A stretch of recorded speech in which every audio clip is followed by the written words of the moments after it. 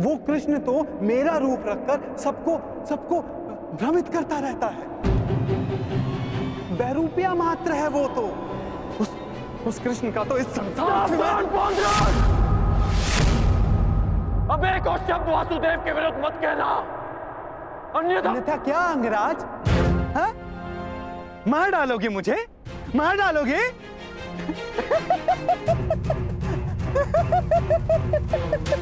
दुर्योधन, तनिक देखो तुम्हारी सेना का ये वीर कहीं वास्तविकता में उस छलिए का गुप्तचर तो नहीं है? छलिए और बहरूपिये तो तुम हो पौंड्रक।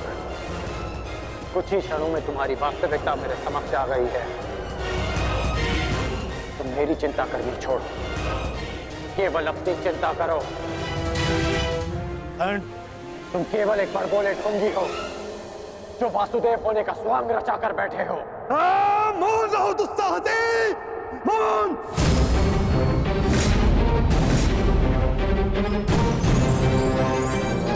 तेरा इतना दुस्साहस कि तो मुझे पौंद्र का वासुदेव को ढोंगी कहता है, मूर्ख! शांत हो जाओ मित्र, शांत हो जाओ। पौंद्र, कांड का यह तात्पर्य नहीं था। मेरा यही तात्पर्य था। ये ढोंगी है।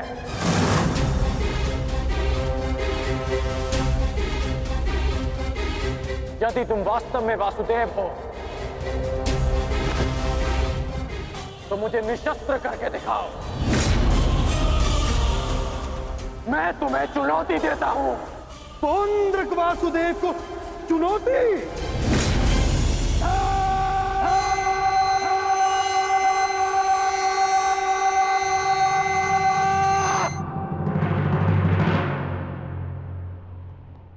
ऐसे खड़े खड़े देख क्या रहा है तू, मूर्ख? हाँ, मेरे साथ युद्ध कर। मेरे हाथों मरेगा, तुझे मोक्ष मिलेगा। हाँ, जिस प्रकार आज मैं तेरा अंत करने वाला हूं, उसी प्रकार मैं उस कृष्ण का भी अंत करूंगा, उस रणछोड़ का। जो रासलीला के नाम पर स्त्रियों को भ्रमित करता है, जो बाल क्रीड़ा के नाम पर स्त्रियों के वस्त्र चुराता है, जो स्वयंवर से स्त्रियों का हरण करता है, उस कृष्ण का पक्ष ले रहा है तू। उसके लिए तू मुझसे युद्ध कर रहा है। उस कृष्ण का भी मैं वध करूंगा, पहले तेरा, उसके बाद उसका। अब तुम्हें सीमा पार करती है।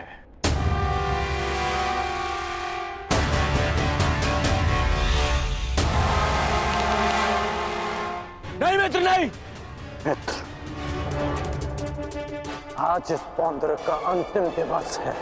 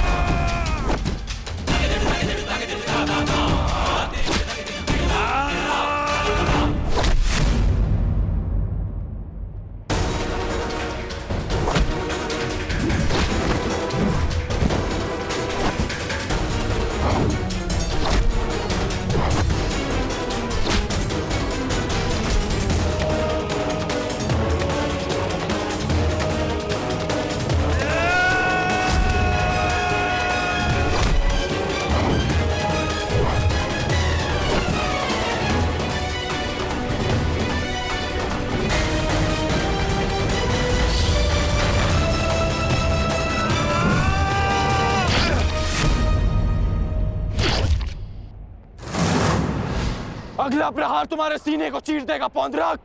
क्षमा मांगो।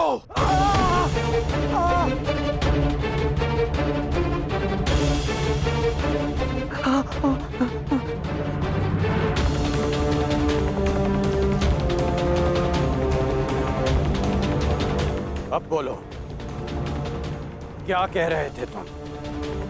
कौन हो तुम?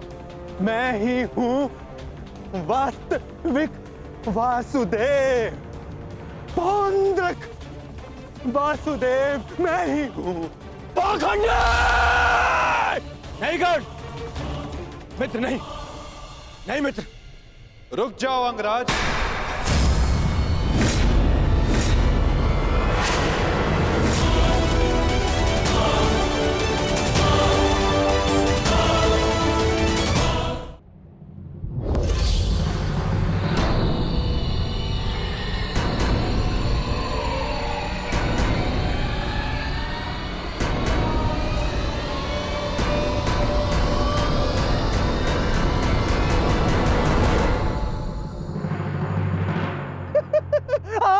आ गया तू, चलिए आ गया। अंततः वो दिन आ गया कृष्ण, जिसकी वर्षों से मुझे प्रतीक्षा थी। यदि अंत से पूर्व मनुष्य को उसकी भूल का भान हो जाए तो अच्छा ही होता है। अब तो तुम्हें विश्वास हो गया होगा कि वास्तविक वास्तविक वासुदेव कौन है। मैं ही हूं वास्तविक वासुदेव।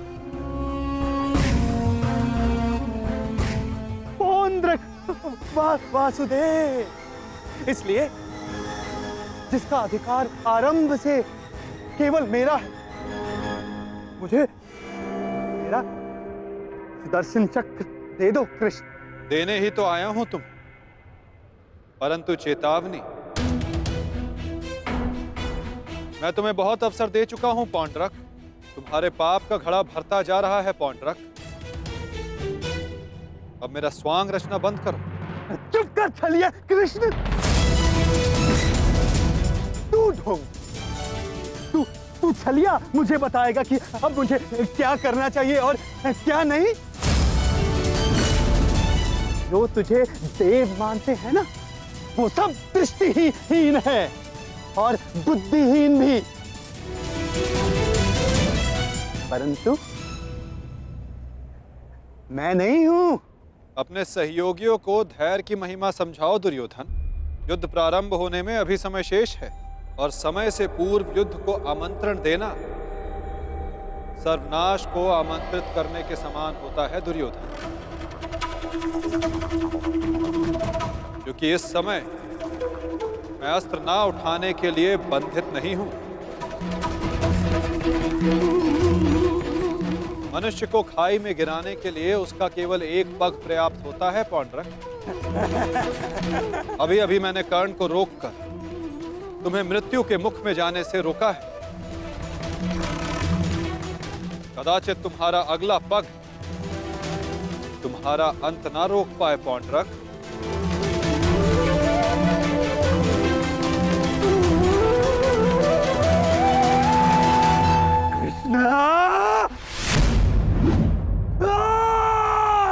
बंद कर ये भाषण, चलिए।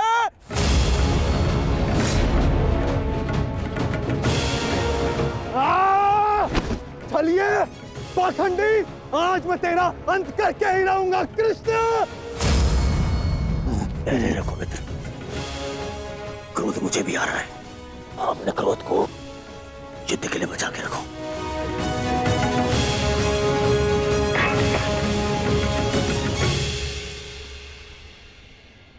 ठीक कहा वासुदेव, युद्ध होगा, परंतु उचित समय पर और उचित स्थान पर। उस महायुद्ध के प्रथम दिवस पर मैं आपको उत्तर अवश्य दूंगा।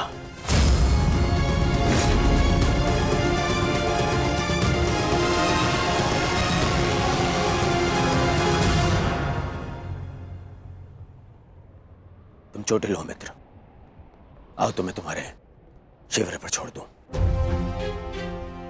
आओ।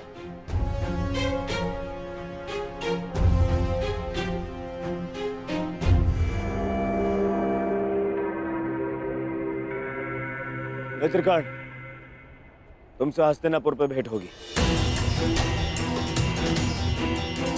आशा है तब तक तुम अपने इस भ्रम से निकल जाओगे और तब तुम समझोगे कि मेरा चुनाव उचित था। आशा तो मुझे थी मित्र कि तुम अपने भ्रम से निकलकर वास्तविक शक्ति को पहचानोगे, परंतु अब कोई लाभ नहीं। जो हानि तुमने स्वयं को और हम सबको पहुंचानी थी, वो तुम पहुंचा चुके हो। चल मोटे, आज कृष्ण, मैं अपना सुदर्शन चक्र तुझसे लेकर रहूंगा, जिस पर आरंभ से केवल मेरा अधिकार था, है और रहेगा।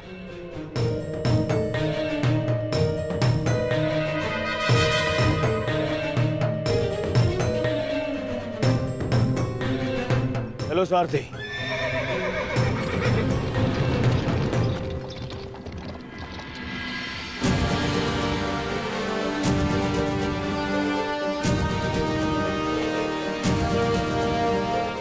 प्रणिपात वासुदेव, आज्ञा थे। इतनी भी क्या शीघ्रता मित्र?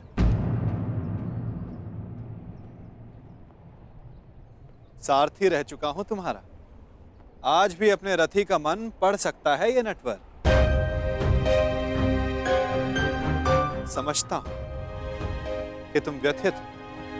क्या अपने मन की बात अपने सारथी से नहीं कहोगे तुम?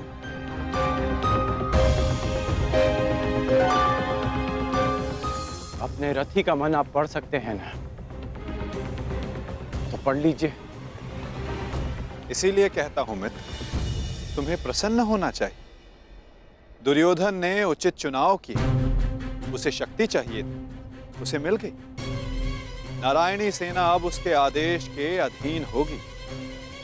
नारायणी सेना में नारायण ही ना हो तो वो कैसी नारायणी सेना केशव?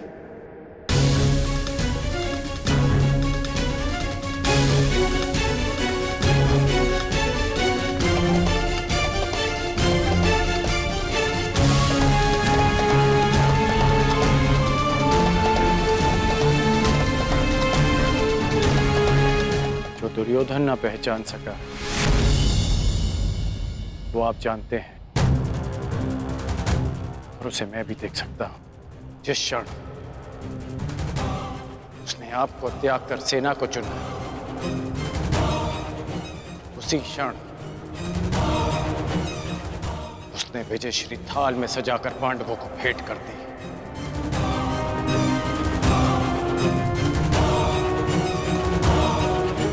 तुम्हें ऐसा क्यों लगता है मित्र? नारायणी सेना दुर्योधन के अधीन होने से उसकी शक्ति में वृद्धि अवश्य हुई है।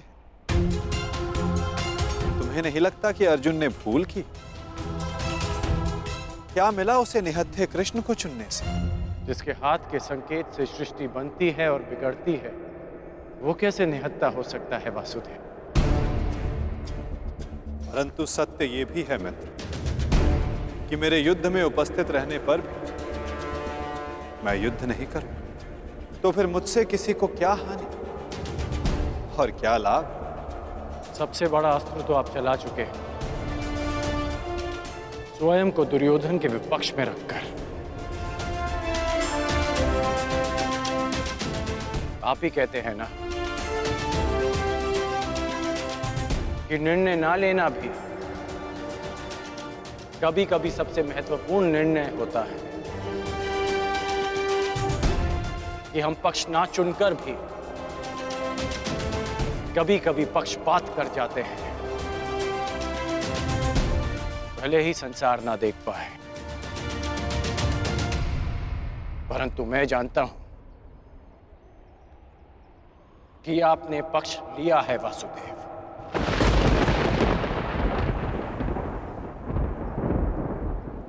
नहीं मित्र, मैं किसी का पक्ष नहीं लेता, ना किसी को चुनता हूं। लोग मुझे चुनते हैं या छोड़ते हैं। मानता हूं कि आपने किसी को नहीं चुना, परंतु आपने दुर्योधन को बाध्य किया कि वो आपको ना चुने। आपने ऐसी परिस्थितियां उत्पन्न की कि वो ही आपको चुने जिसे आप चुनना चाहते हैं।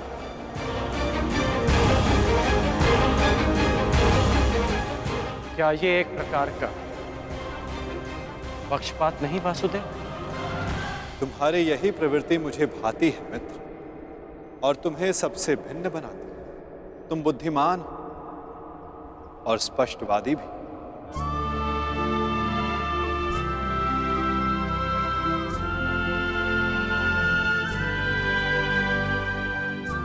ऐसा होकर भी क्या लाभ वासुदेव, जब मैं आपका साथ ना पा सका।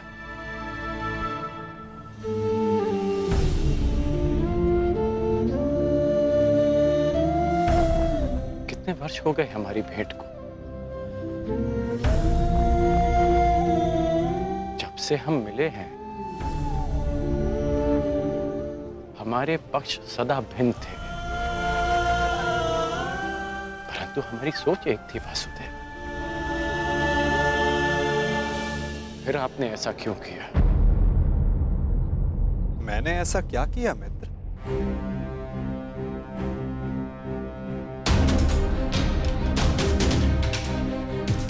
आप सब जानते हैं फिर भी ये प्रश्न कर रहे हैं। अब तो मान जाइए कि आप पक्षपाती हैं। कैसा पक्षपात अंगराज?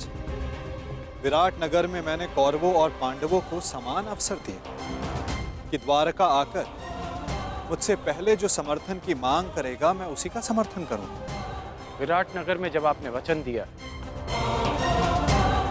वहां सब उपस्थित थे, परंतु द्वारका में जो घटित हुआ वो केवल दुर्योधन और अर्जुन ही जानते हैं। दुर्योधन को केवल आपने भ्रम दिया और शक्ति दी अर्जुन को।